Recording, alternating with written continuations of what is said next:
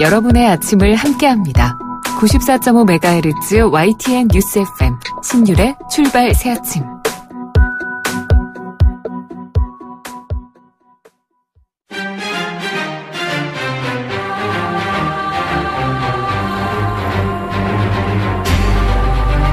매일 아침을 뉴스로 깨웁니다.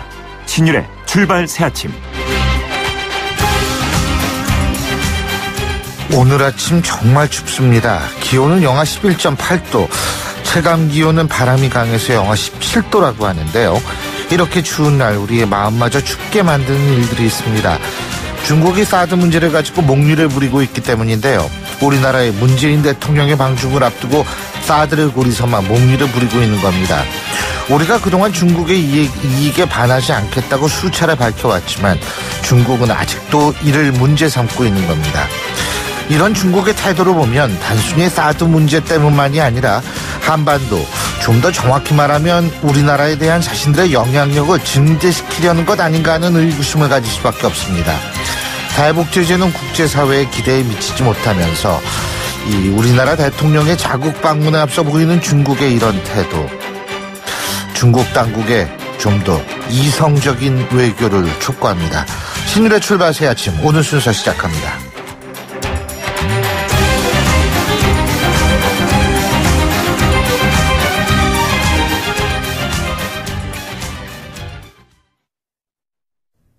YTN 라디오 신율의 출발 새아침. 예, 지금까지 들어온 뉴스 백병규 시사평론가와 분석해 보겠습니다. 어서 오십시오. 안녕하십니까.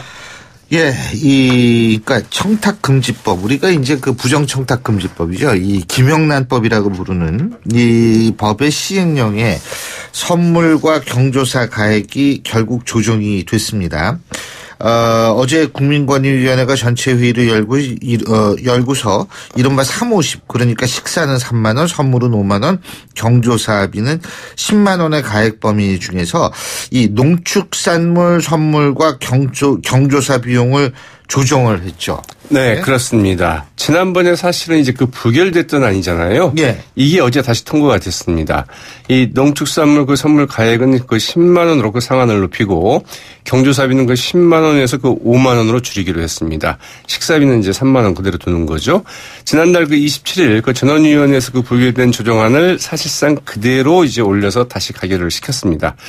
어제 국가권익위원회 그 전원회의에서는 그 일부 의원들이 이 가액 조정에 그 반대 의견을 내기도 했는데 이 표결 없이 그 전원 합의 방식으로 이제 그 개정안을 통과시켰다고 하죠. 이 반대 의견을 부대 의견으로 달아서 그 공개하는 선에서 이들 반대 위원들을 그 설득했다는 이제 후문이기도 합니다. 네. 부대 의견에는 그 청탁금지법의 그 본질적인 취지와 그 내용을 그 완화하려는 그 시도에 반대한다.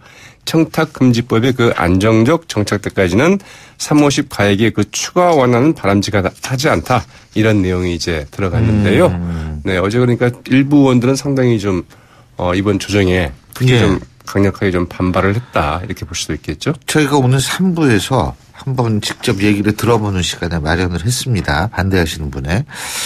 자, 문재인 대통령과 시진핑 중국 국가주석, 제가 오늘 오프닝에서도 말씀을 드렸습니다만 14일 날 정상회담, 내일 모레죠. 정상회담을 갔는데 세 번째 회동인데 공동성명, 공동기자회견 모두 하지 않기로 하지 않았습니까? 그렇습니다. 이 사드 문제에 대한 그 양국 간의 그 입장 차이가 그 좁혀지지 않았기 때문인데요. 대신 이제 그 공동 언론 발표문을 좀 발표하기로 했다고 하죠. 상당히 좀 이례적입니다. 네. 당초 이제 그 우리 정부는 그 사드 문제를 제외하고 그 공동성명을 내자 이제 이런 입장이었던 반면에 그 중국은 공동성명을 낼 경우에는 그 사드에 관한 그 기본 입장을 밝힐 수밖에 없다. 이런 완강한 입장이었다고 합니다. 결국 그 양국 간 그 이견이 그 노출되지 않도록 공동성명 대신에 그 공동 언론 발표문을 그 내는 선에서 그 절충을 했고요.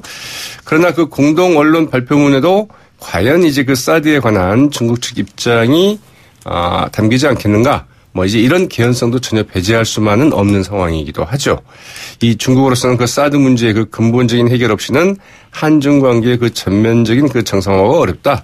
이런 점을 이제 그 새삼 강조하는 것으로 이렇게 풀이되고 있기도 합니다. 문재인 대통령이 지금 국빈 방문으로 중국을 가지 않습니까? 그렇죠.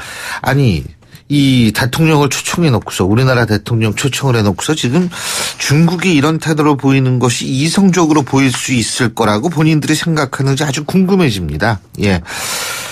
자, 국정원이 청와대의 특수활동비를 상납하기 시작한 것. 이것은 최경환 의원의 요구로부터 시작됐다는 그런 진술이 나왔다는 소식도 있죠. 네, 국정원 직원의 이제 그 진술이 나왔다는 건데요. 이제 검찰에서 진술을 했다는 거죠. 사실로 확인이 된다고 한다면 이 국정원 그 특수활동비의 그 청와대 상납 각본과 기획 모두 그 최경환 의원이 맡은 셈이 되죠. 이 검찰은 그 국정원 직원으로부터 그 이 같은 진술을 받고 이 최경환 의원 구속영장에 이런 혐의도 그 추가했다고 이제 밝혔습니다. 남재준 전 국정원장이 박근혜 전 대통령의 그 월 5천만 원씩의 그 특활비를 건네기 시작한 것이나 후임 이병기 전 국정원장이 그 액수를 월 5천만 원에서 그 1억 원으로 그 증액한 건 역시 이 최경환 의원의 그 요구에 이제 따른 것이라고 하는데요. 이렇게 되면 그 청와대나 최경환 의원이 그 단순히 그 뇌물을 받은 것이 아니라 사실상 국정원에 이를 요구해서 이제 받은 꼴이 되겠죠. 네, 어제 그 뇌물 혐의 등으로 그 검찰이 구속영장을 그 청구함에 따라서 이 법원은 그 체포동의 요구서를 이제 그 법무부에 보냈는데요. 법무부는 그 절차를 거쳐서 이제 국회에 그 체포동의 요구서를 이제 보내게 됩니다. 이렇게 되면 이제 국회에서 열리는 그 첫 본회의 때 이제 이를 보고하고 국회의장은 그 24시간이 경과한 이후에 그 72시간 내에 이제 무기명 표결처리를 해야 되지 않습니까? 네. 이번 근데 임시국회에는 이제 그 본회의가 딱 한 번만 열리도록 되어 있습니다. 그래서 이제 그날 결국은 상정하고 그 다음 날 맞으면 폐기 전날이 이제 그 본회의가 열리는데요. 그러면 폐기하는 날 다시 이제 본회의를 열 것인가 이제 이게 좀 주목이 됩니다. 그런데 어쨌든 시기적으로 보면 오늘 4시에 이제 자유한국당 그 원내대표 경선이 있지 않습니까? 그렇죠. 그러니까 이제 이 결과가 결국은 이 투표에도 영향을 미치지 않을까 이런 생각을 하는 분들도 있더라고요. 네, 누가 맞습니다. 되느냐에 따라서. 그렇죠. 예. 자, 밤새 들어온 소식이 있는데 검찰이 우병우 전 민정수석한테 다시 구속영장을 청구했네요. 말씀하신 것처럼 이번이 그 세 번째이죠. 네. 네, 기존의 그 국정원의 지시에 그 이석수 그 전 특별감찰관, 박민권 전 그 문화체육관광부 1차관, 이광구 전 우리은행장, 김진선 전 그 평창 동계올림픽 조직위원장 등을 그 불법 사찰한 혐의에다가 이번에는 그 과학기술계 인사 그리고 그 진보 성향 교육감을 그 뒷조사하도록 국정원에 지시한 혐의가 추가가 됐습니다. 박영수 특검과 검찰 지난 2월과 4월 각각 그 국정농단의 그 개입 방조한 혐의로 구속영장을 청구했지만 그러나 모두 기각이 됐었죠. 과연 이번 세 번째 이제 구속영장은 어떻게 될지 좀 지켜봐야 될 것 같습니다. 예, 뭐 운명이면 받아들이겠다 그랬던가요? 뭐 제가 제 기억으로는 뭐 비슷한 맞습니다. 이게 운명이라고 한다면 받아들이겠다 이렇게 했다고 과연 그러는데요. 운명의 이 추가 어디로 갈지는 한번 또 지켜보고요. 어제 전북 전주를 찾은 안철수 국민의당 대표는 통합 반대파들의 거센 반발에도 불구하고 계속 통합하겠다. 지금 이런 얘기를 하고 있어요. 굽히지 않고 있고요. 그래서 결국은 이제 이 사태가 어디로 갈 거냐. 이 출구가 없는 것 아니냐. 뭐 이제 이런 이야기들도 나오고 있죠. 네, 안철수 대표 그 전북도의회에서 그 가진 그 기자간담회에서 바른정당이 반자유한국당의 연대의 그 파트너가 될 수 있다. 이렇게 생각한다면서 거듭 그 바른정당과의 그 통합 행보에 그 박차를 가했습니다. 안철수 대표는 그 바른정당은 박근혜 전 대통령의 그 탄핵에 그 찬성을 했고 두 번에 걸쳐 그 자유한국당으로의 그 탈당 사태에도 불구하고 반자유한국당 노선을 분명히 하고 있다면서 이제 이같이 이야기를 했습니다. 그러나 그 어제 그 전주에서 열린 그 최고위원회에는 전체 그 최고위원 그 6명 가운데 안철수 대표와 그 장진영 최고위원 이제 2명만 참석을 했고요. 전북 또 출신의 이제 의원 2명이 같이 배석을 했다고 하죠. 네, 바른정당과의 그 통합에 반대하는 의원들의 모임이죠. 이 평화개혁연대 내일 광주에서 토론회를 갖고 이제 통합 반대 의견의 그 결집에 나설 계획이기도 합니다. 예. 자, 그리고 마지막으로 지난 주말 여론조사에서 바른정당이 서울 수도권 지역에선 자유한국당을 앞지른 결과가 나와서 바른정당이 지금 엄청 좋아하고 있는 모양이에요. 그렇죠. 예? 네. 경사났어요. 예. 바른정당은 상당히 좀 고무적인 이름이 분명하죠. 예. 한국갤럽이 지난 5일과 7일 전국의 만 19세 이상 남녀 1,005명을 상대로 한 여론조사에 따르면은 이 전국 정당 지지도는 더불어민주당이 46%, 자유한국당이 11%, 바른정당 8%, 국민의당과 정의당이 각각 5%를 이제 기록을 했습니다. 그런데 서울에서는 더불어민주당이 38%, 바른정당이 11%가 나왔습니다. 그리고 한국당이 9%, 국민의당 8%, 정의당 6% 이렇게 나왔거든요. 네. 그러니까 바른정당이 서울의 경우에는 자유한국당을 2%포인트 차이로 이제 앞선 것이죠. 예. 이에 대해서 바른정당의 김성동 사무총장 어제 최고위원, 국회의원 연석회의에서 서울에서는 자유한국당을 앞서서 5개 정당 중 2위라면서 민주당과의 격차는 크지만 예. 수도 서울의 상징성을 생각할 때 매우 고무적이다. 그렇게 이제 이야기를 했는데요. 갤럽의 이제 이번 여론조사 조사 개요 말씀을 드려야 되죠. 휴대전화 이미전화 회귀 방식으로 실시가 됐습니다. 표본 오차는 플러스 마이너스 3.1%포인트고요. 신뢰 수준 95%의 응답률은 17%였습니다. 자세한 사항은 중앙선거 여론조사 심의위원회를 참조하시면 됩니다. 알겠습니다. 예, 오늘 말씀 여기까지 듣죠. 고맙습니다. 네, 고맙습니다. 예, 지금까지 백병규 시사평론가였습니다.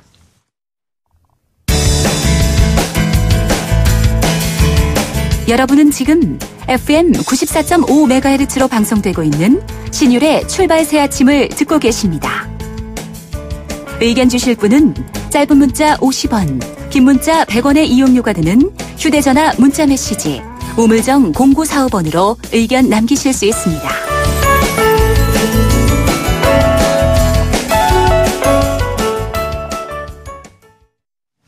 어제부터 올해 마지막 임시국회가 시작이 됐습니다. 2주 동안 치러질 이번 임시국회에서는 선거구제 개편 그리고 개헌에 대한 논의도 이루어질 전망입니다만 이 한국당이 정개특위 등 이 부분적으로 국회 보이콧을 이어가고 있어서 이 상황이 녹록지만은 않은데요. 국회 정치개혁특별위원장을 맡고 있는 분이죠. 더불어민주당 원희영 의원 전화 연결해서 입장 들어보겠습니다. 원 의원님 안녕하십니까? 안녕하세요. 오랜만입니다. 예. 자, 이 정개특위 시한이 언제까지죠, 이게? 연말까지로 돼 있죠. 아이고, 그럼 얼마 안 남았네요. 그렇습니다. 이제 20일도 채 안 남았는데 마지막 피치를 올려야 될 것 같습니다만 정당 간의 입장 차이가 커서 예. 또 만만치가 않습니다. 어디가 입장 차이가 큽니까? 어떤 부분이? 우리 정치개혁특위가 다루게 되어 있는 영역이 정당법, 정치자금법, 공직선거법 세 가지 분야인데요. 네. 제일 중요한 게 선거제도 개혁이죠. 또 시급하게 내년 6월에 치러질 지방선거 관련된 부분도 있거든요. 예. 특히 지방의회의 일당 독점 현상은 정말 심각합니다. 이번 촛불 집회에서 많은 네. 시민들이 이게 나라냐 하고 정말 외쳤습니다만 이게 의회냐는 의문이 들 정도로 특정 지역에서는 그 지역구에서 선출되는 의원들, 특히 광역의원은 100% 싹쓸이가 아주 일반적입니다. 그야말로 의회가 아닌 꼴이죠.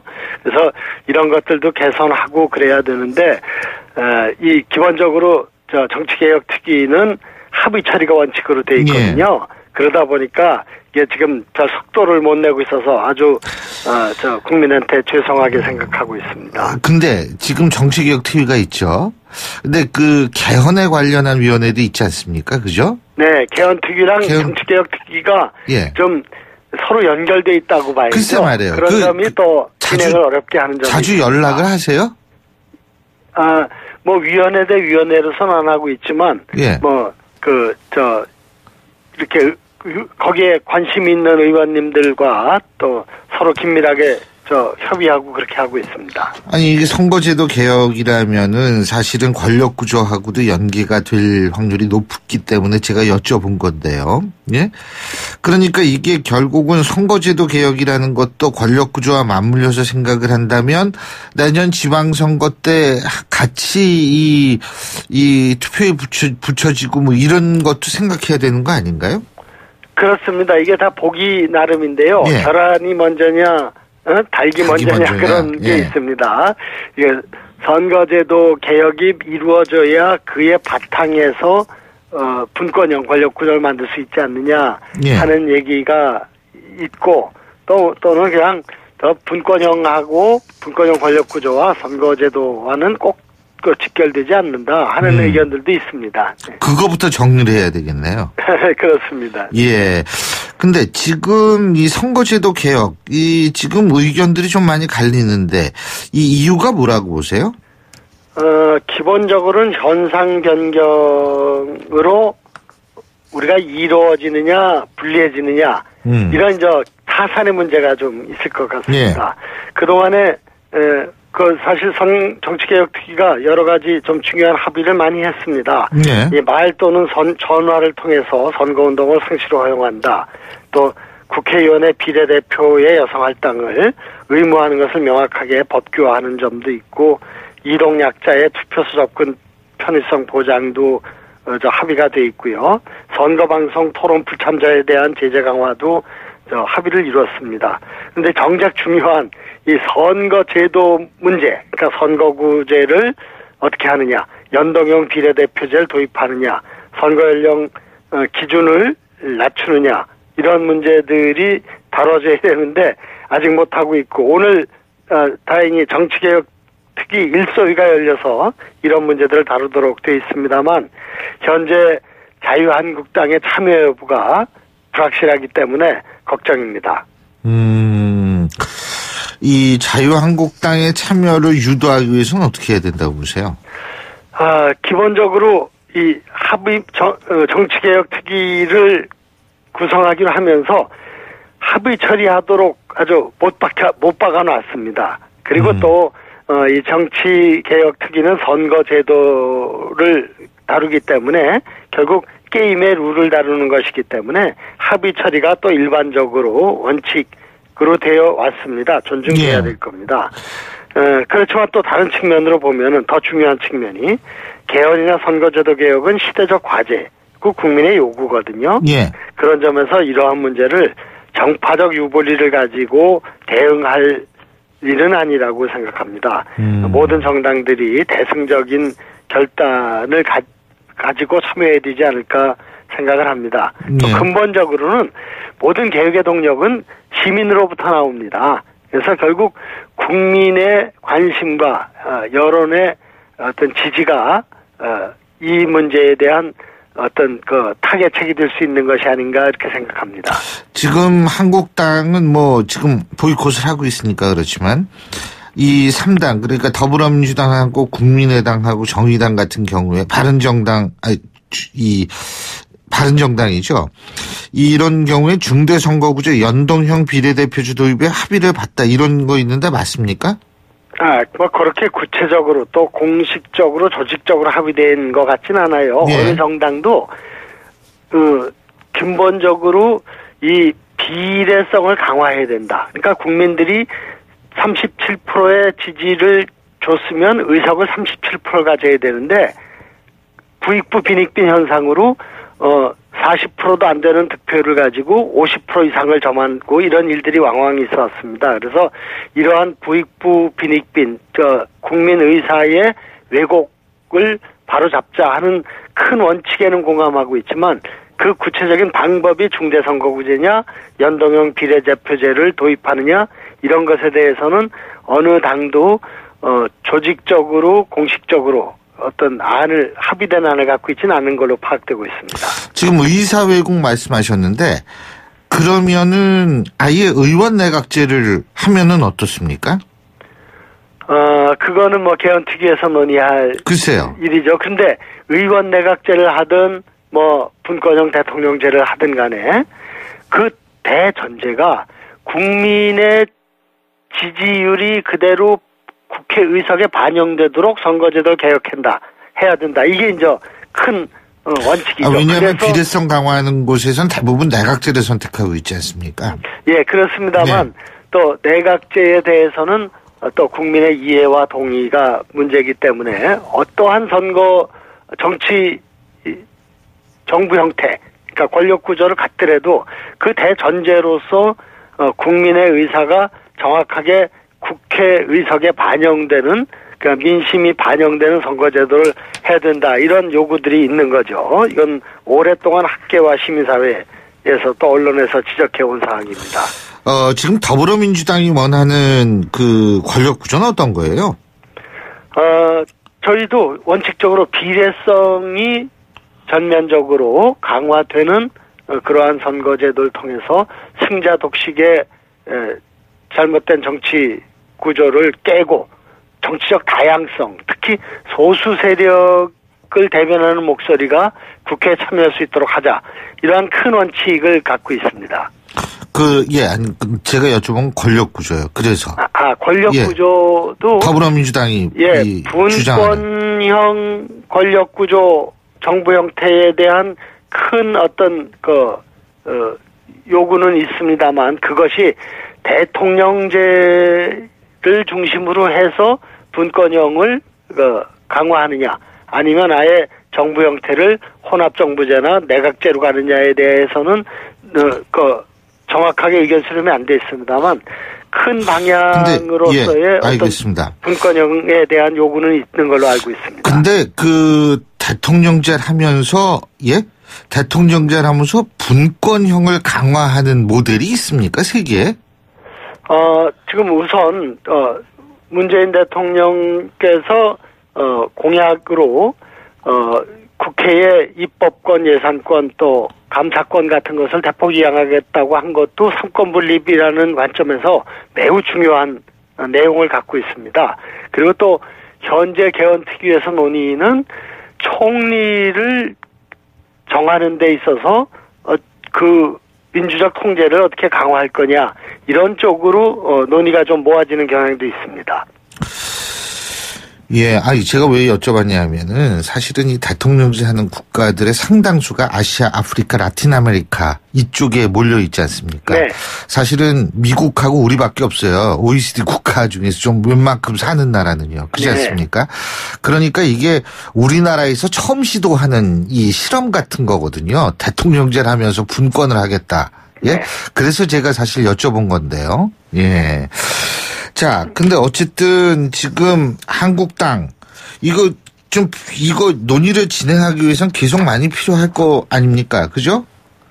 네, 그렇습니다. 자유한국당의 참여와 독립심은 꼼짝도 할 수가 없습니다. 그렇죠. 그런데 또 자유한국당도 어떤 보수의 본류를 얘기하고 보수의 부활을 주장하고 있지 않습니까? 그런데 이런 국민적 요구 또 시대적 개혁 과제를 해결하는데 역할을 못한다. 심지어는 그것을 좌초시키는 데 책임이 있다. 이렇게 되는 것에 대해서는 부담이 너무 클 것이기 때문에 좀 대승적인 관점으로 이 문제는 다뤄져야 되지 않을까 하고 말씀을 드립니다. 그 대승적인 관점. 그래도 예를 들면은 자유한국당이 뭔가 권력구조면 권력구조, 선거구조면 선거구조, 이 주장 같은 거 하는 거를 일단은 좀 같이 고려해야 되는 거 아니겠어요? 그래서 많은 분들이 말씀하시는 것처럼 개헌 논의와 선거제도 개혁은 맞물려 있습니다. 그리고 지금 큰 동력은 지금 신 교수님이 말씀하신 것처럼 개헌에 대해서 어떤 합의나 어떤 요구가 선행되면서 그와 뒤따라서 이 선거제도 개혁 논의가 물려 들어가게 그런 식으로 풀리지 않을까 하고 전망을 하고 있습니다. 왜냐하면은 자유한국당은 어쨌든 선거제도 개혁보다는 개헌에 대해서 관심이 더 많거든요. 물론 홍준표 대표가 지방선거의 유불리를 따져가지고 그때 개헌을 동시 처리하면 안 된다 얘기를 하고 있습니다만 자유한국당의 많은 의원들은 개헌에는 관심이 많습니다. 일단 박근혜 대통령이 정략적으로 국회에서 개헌 논의해달라고 얘기하는 것이 결과적으로는 최순실 사건을 덮기 위한 술책이었다 이렇게 하루 만에 드러났지만 그러한 입장을 표명하기 전에도 자유한국당의 반수 가까운 의원, 그 당시에는 새누리당 의원의 반수 가까이가 개헌 대통령의 반대함에도 불구하고 개헌에 해야 된다는 데 동의하고 있었거든요. 그래서 저는 자유한국당의 많은 의원들이 개헌 문제에 의지가 있기 때문에 개헌 문제를 이대로 날려보낼 수 없다. 이런 의지가 모이면 선거제도 개혁은 그와 연관돼서 좀 같이 다뤄지지 않을까 이렇게 보고 있습니다. 또 우리 청취자 여러분이 조금 헷갈리실까봐 제가 잠깐 부연 설명을 하는데, 아까 우리 잘 산 나라 대통령제 안는 우리하고 미국 정도밖에 없다. 근데 일부 아마 청취자분들은, 독일도 대통령 있고 다 대통령 있는데 그 무슨 소리야? 이렇게 생각하실지 몰라서 말씀드리는데, 대통령이라는 직책이 있다고 해서 대통령제를 하는 것은 아니다. 이 말씀을 제가 꼭 드리고 싶네요. 예. 자, 오늘 말씀 여기까지 듣겠습니다. 고맙습니다. 고맙습니다. 예, 지금까지 더불어민주당 원혜영 의원이었고요. 신율의 출발 새 아침 1부 순서 여기서 줄입니다. 잠시 뒤 2부에서 뵙겠습니다. 소통의 아침을 여는 공정한 목소리. 신율의 출발 새 아침. 신율의 출발 새 아침 2부 순서 먼저 광고부터 듣겠습니다. YTN 라디오 신율의 출발 새 아침. 자유한국당의 신임 원내대표를 뽑는 원내대표 경선 오늘 치러집니다. 오늘 오후 4시쯤 경선이 실시돼서 윤곽은 저녁 7시경에 나올 예정이라고 알려지고 있는데요. 자, 오늘 7시에 결과를 기다리고 계시는 분 중에 한 분이십니다. 자유한국당 한손교 의원 전화 연결하겠습니다. 한 의원님 안녕하십니까? 예, 안녕하셨어요. 네. 어떻게 열심히 뛰고 계세요? 예? 네, 열심히 하죠. 원래 없이 시작을 했으니까 예. 더 열심히 할 수밖에 없었고 분위기는 워낙 바람으로부터 시작해서 그런지 몰라도 많이 좋아졌다고 느끼고 있습니다. 지금 결선 투표 갈 거라고 보세요? 그러니까 본인뿐만이 아니고 결국 이게 과반 이상 하면 결선 투표 안 가잖아요. 그죠? 특정 후보가. 그렇습니다. 근데 결선 투표가 어떻게 있을 거라고 보십니까? 지금 우리가 116명의 의원인데 아마 네. 해외 출장 불가피한 출장이 혹시 있다면 한 110명 정도 참여하실 것 같고. 네. 그러면 55표인데 어떤 후보는 벌써 다 됐다 이렇게 말씀하시니 제가 결론 내기가 좀 어렵습니다. 근데 아마 결선 가지 않을까 싶습니다. 네. 예. 그렇군요. 근데 이게 지금 친홍대 비용이다. 이런 얘기가 있잖아요. 예? 네. 그러면은 사실 비용에는 우리 한성교 의원님뿐만이 아니고 홍문종 의원님도 있는 거 아니에요? 그 표가 갈리는 거 아닙니까? 글쎄, 친홍의 존재가 과연 존재하는 것인지의 의문도 있고요.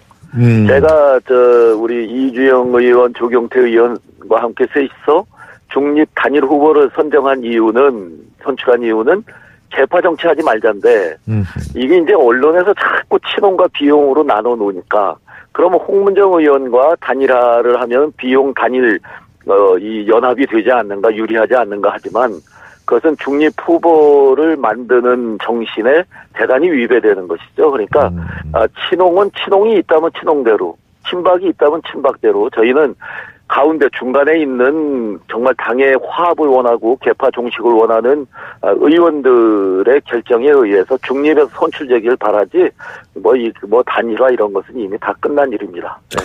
근데요, 지금 김성태 후보 같은 경우에는 복당파의 전폭적인 지지도 받고 지도부의 지지도 받고 이렇다고 그러던데요. 이 부분은 어떻게 생각하세요?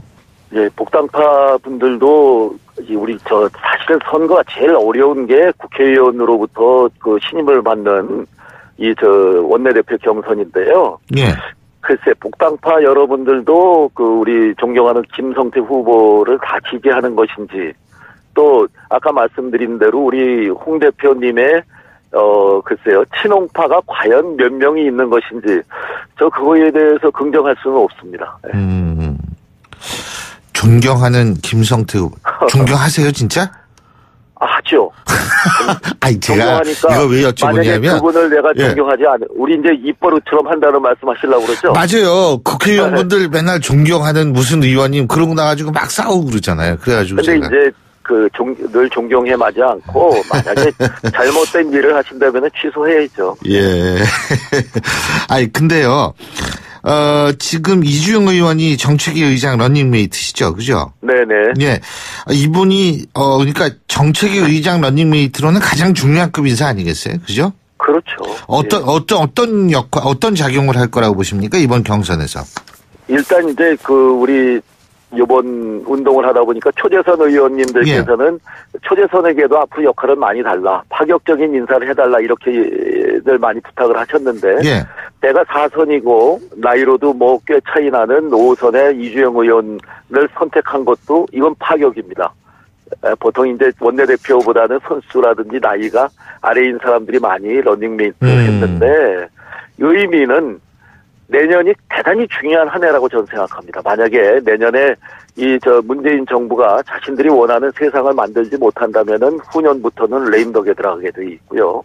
또 빠르게는 내년 6월에 있을 지방선거의 성패 여부에 따라서 각 당이 여당이건 야당이건 아마 그 운명이 달라지리라 저는 생각하는데 그래서 내년에는 6월이 첫 번째 어떤 격전이 벌어지기 때문에 경험이 있는 두 번의 정책위 의장의 경험이 있는 이주영 의원이야말로 정책위 의장 내일부터 곧바로 그 실제 업무에 들어갈 수 있고 지방선거를 아주 착실하게 빠르게 준비할 수 있는 분이라 제가 참고처를 했습니다.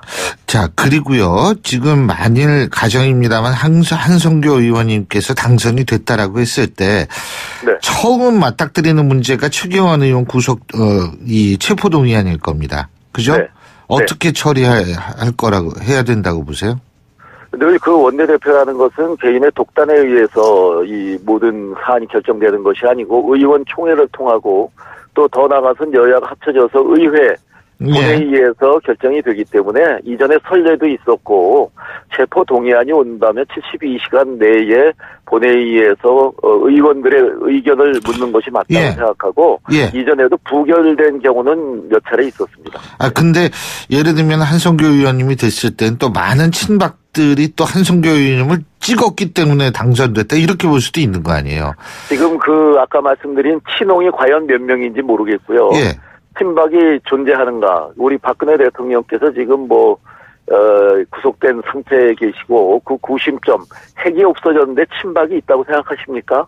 그렇지 않습니다. 그리고 국민들이 늘 지켜본다는 그 어떤 무게감 이것이 국회의원들에게 늘 더 신중한 의사결정을 하게 만들고 있기 때문에 그런 데에 대한 서운함 이런 것은 저는 없으리라 믿고 있죠.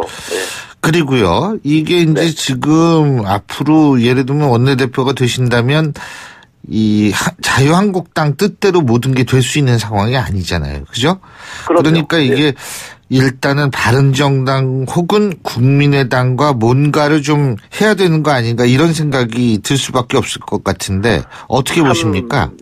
참 얄궂은 것이 바른정당은 이제 교섭단체에서 조금 떨어져 있으니까 국민의당과 우리가 손잡고 무엇을 해야겠다가 아니고 늘 국민의당이 손 잡아줘야 되는 거예요. 그러니까 우리가 잡고자 한다고 잡히는 게 아니고 지난 예산 정국을 보더라도 그렇고 또 그 이면에 무슨 선거구제에 대한 서로의 이면 합의라든지 구설수라든지 이런 것에 대한 것이 국민의당이 이제는 상수고 우리가 변수가 되는 그런 경우가 생겨서 저는 야합하지 않고 정말 그 야당으로서의 선명성을 국민에게 더 적극적으로 직접적으로 알리는 것이 앞으로 제1야당으로서 전국 운영하는데 대단히 중요한 어떤 전술 전략이라고 생각합니다. 야당으로서의 선명성. 그렇다면 홍준표 대표가 국민의당 위장야당이다 이런 비난했는데 여기에 동의하십니까?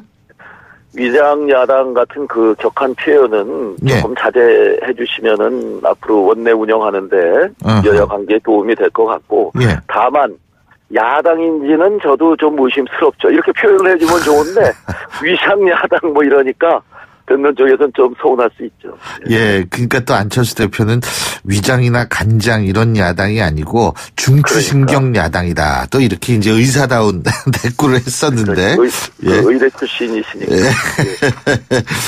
아니 근데 지금 만약 원내대표 되시면 대여 투쟁 노선 강화해야 된다고 보십니까? 어느 정도까지 강화해야 된다고 보십니까?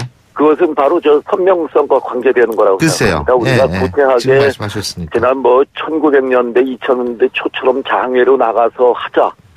이거 저는 필요하면 할 겁니다. 다만 그것을 갖다가 코엑스다, 시청 앞이다, 2만이다, 3만이다 이렇게 지방에서 버스 대절해갖고 올라오시게 하지 않고 의원 116명이라도 대우를 단단하게 결성해갖고 거리에 나가서 직접 우리 국민들에게 외치는 거.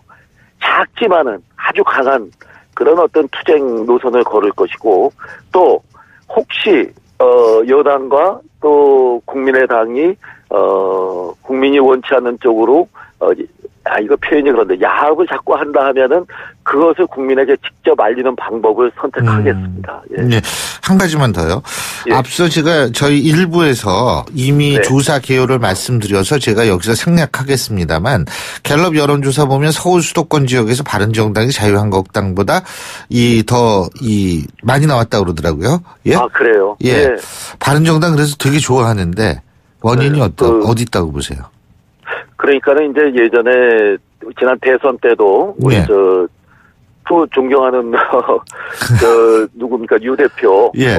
유승민 대표가 사실은 그때 바른정당에 있던 분들이 자유한국당으로 오면서 예. 그 대선 지지율이 실제 투표에서 득표율이 뭐 한 2, 3% 이상 예. 올라갔다는 예. 그게 이제 동정과 관련된 것도 있었거든요. 예. 그러니까 이번에도 이제 여러 가지 이동하는 과정에서 그런 데에 대한 안쓰러움 뭐 이런 것도 작용했다고 보죠. 그리고 몸집이 작아질수록 결정을 빨리빨리 내릴 수 있고 효율적일 수 있습니다. 그런 예. 것도 긍정적으로 작용하지 않았나 싶습니다. 알겠습니다. 바른정당이랑 합쳐야 돼요? 무조건 해야죠. 무조건. 그리고, 알겠습니다. 그리고 예. 보수를 지향하고 진짜 자유 대한민국, 자유 경제 체제 예. 이런 것을 지지하는 모든 분들이 예. 모셔야 됩니다. 알겠습니다. 샘문 뒷문 아니고 담을 허물어야 된다고 생각합니다. 예, 잘 알겠습니다. 오늘 말씀 잘 들었습니다. 고맙습니다. 고맙습니다. 끝까지 네. 선전하시고요. 예, 고맙습니다. 고맙습니다. 예. 지금까지 자유한국당 한선교 의원이었습니다. 2부 순서 여기서 줄고요. 잠시 뒤 3부에서 뵙죠.